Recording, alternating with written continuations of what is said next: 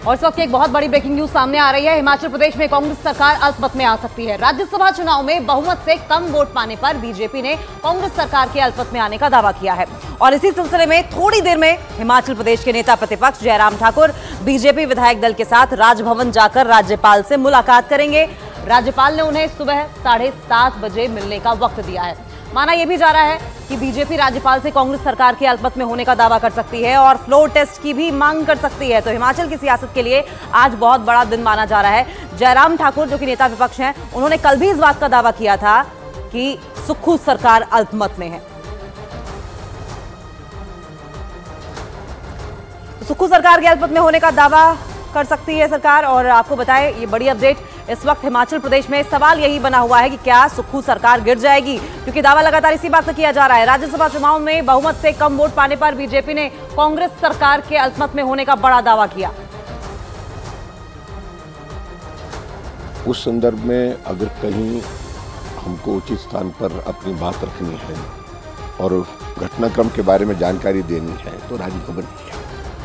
तो राजभवन में आज हम सारी चीज़ों को लेकर के अपनी बात रखेंगे। घटनाक्रम घटित हुआ है हिमाचल प्रदेश में अभी ताज़ा राजनीतिक दृष्टि से, उस पर सारी चीज़ों पर ये कहा जा सकता है कि सरकार अपना सत्ता में रहने के लिए जो नैतिक अधिकार है वो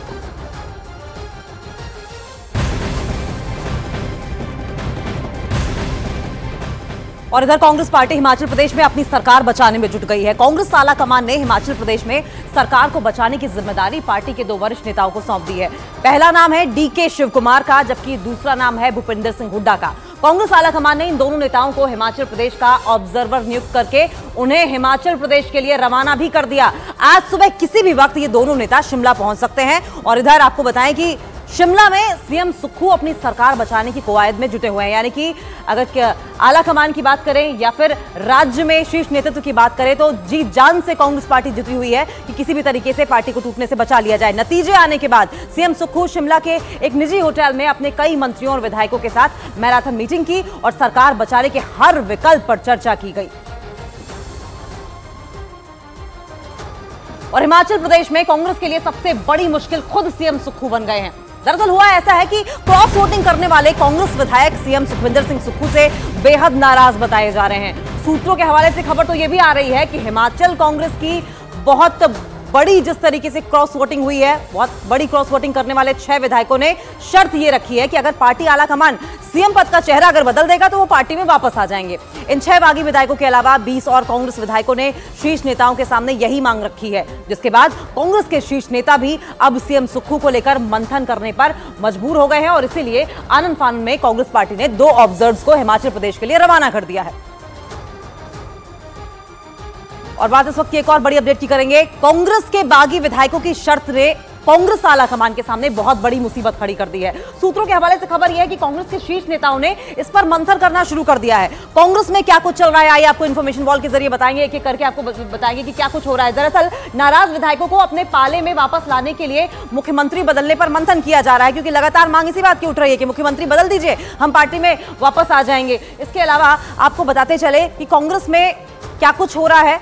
सीएम बदलने से पहले नाराज विधायकों के संपर्क करके आश्वासन चाहती है कांग्रेस कि आप वापस आ जाइए। राहुल गांधी से चर्चा करने के बाद ही मल्लिकार्जुन खड़गे अंतिम फैसला लेने वाले हैं। इसके अलावा कांग्रेस के मुताबिक विधायकों की नाराजगी सीएम सुक्खू से है, पार्टी से नहीं है, इसीलिए वापसी की उम्मीद भी पार्टी जता रही है। बागी विधायकों को मनाने के लिए कांग्रेस आला कमान ने भूपिंदर सिंह हुड्डा से संपर्क किया है और पार्टी ने रणदीप सुरजेवाला को, डीके शिव कुमार और रेवंत रेड्डी से भी संपर्क किया कि रूठे हुए विधायकों को मनाया जाए, पार्टी में वापस लाया जाए। अगर कांग्रेस के बागी विधायक मान गए तो कांग्रेस विधायकों को शिफ्ट भी किया जा सकता है। तो सियासी हलचल जो है वो लगातार बढ़ी हुई है और ऐसे में डर कांग्रेस पार्टी को लगातार सरकार गिरने का। और वहीं हिमाचल कांग्रेस के बागी विधायकों में शामिल राजेंद्र राणा जब पंचकुला में मौजूद थे तब उनसे न्यूज 18 ने खास बातचीत की। पहले राजेंद्र राणा का बयान सुन लीजिए और उसके बाद आगे बताएंगे क्या कुछ हो रहा है।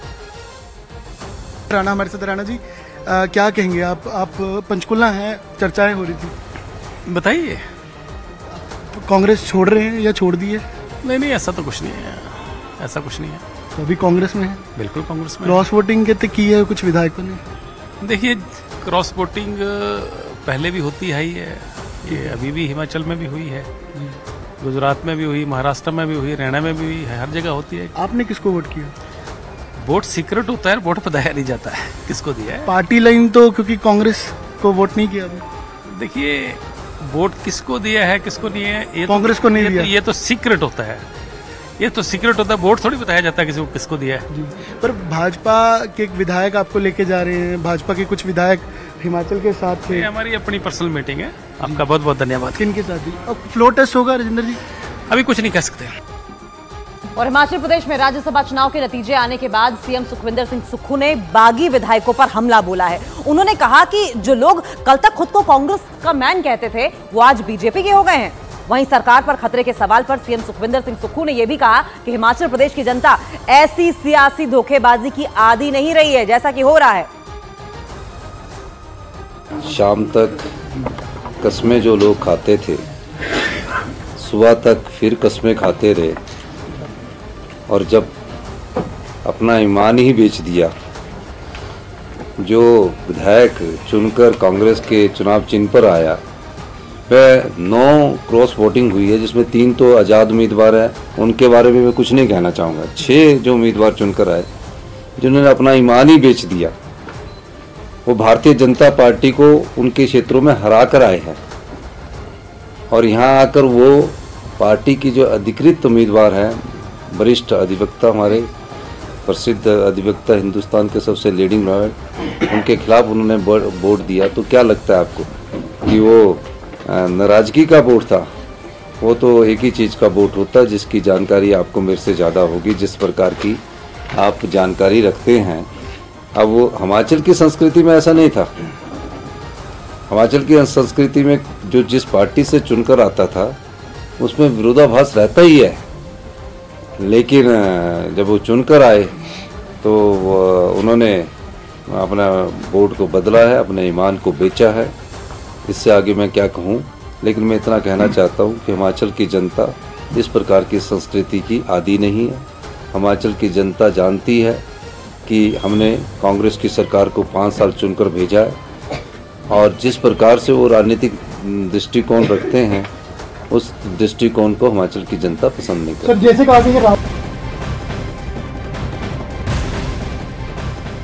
और बात इस वक्त की एक ब्रेकिंग न्यूज की कर लेंगे। हिमाचल प्रदेश में लगातार सियासी हालात बदलते चले जा रहे हैं। हिमाचल प्रदेश के नेता प्रतिपक्ष जयराम ठाकुर राजभवन पहुंचे हैं। बीजेपी विधायक दल के साथ राज्यपाल से मुलाकात करने पहुंचे हैं। सुबह 7:30 बजे का वक्त दिया गया था। हिमाचल प्रदेश के नेता प्रतिपक्ष जयराम ठाकुर राजभवन पहुंचे हैं और लगातार दावा इस बात का किया जा रहा था जयराम ठाकुर की ओर से कि सुक्खू सरकार अल्पमत में है, और ऐसे में अब जयराम ठाकुर विधायकों के साथ पहुंचे हैं और अल्पमत में सरकार होने का क्योंकि दावा किया जा रहा है, और ऐसे में फ्लोर टेस्ट की मांग भी राज्यपाल से कर सकते हैं जयराम ठाकुर। इस वक्त की ब्रेकिंग न्यूज आपको बता दें, सुबह 7:30 बजे का वक्त था, लगभग 7:45 होने को आए हैं। बीजेपी विधायक दल राज्यपाल से मुलाकात करने पहुंचा है। साथ में नेता प्रतिपक्ष जयराम ठाकुर भी हैं, जो कि लगातार कल से ही दावा कर रहे थे, राज्यसभा चुनाव के जब नतीजे भी नहीं आए थे तब से ही, कि सुक्खू सरकार जो है वो अल्पमत में है। और ऐसे में बड़ा सवाल यही है कि क्या कांग्रेस के हाथ से हिमाचल प्रदेश भी निकल जाएगा? क्या सुक्खू सरकार हिमाचल प्रदेश में गिर जाएगी? हिमाचल प्रदेश के नेता प्रतिपक्ष जयराम ठाकुर से मिलने पहुंचे हैं, बीजेपी विधायक दल के साथ पहुंचे हैं।